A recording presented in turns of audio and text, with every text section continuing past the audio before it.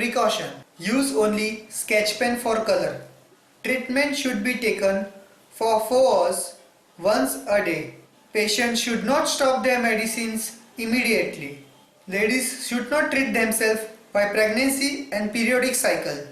After treatment, if there is irritation, remove the color.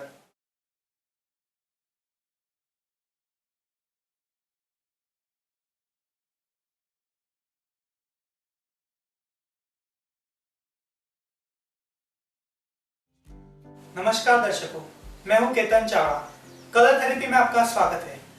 अगर आपको सर्दी, बुखार और खांसी है तो इसके लिए कलर थेरेपी में बहुत ही आसान सा ट्रीटमेंट है।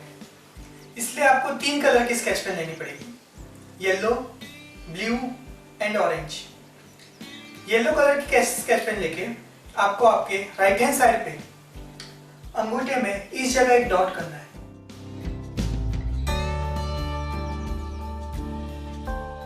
इसके बाद ब्लू कलर की स्केच पेन से यहाँ 2 डॉट्स बनाने हैं और ऑरेंज कलर से इस जगह पे।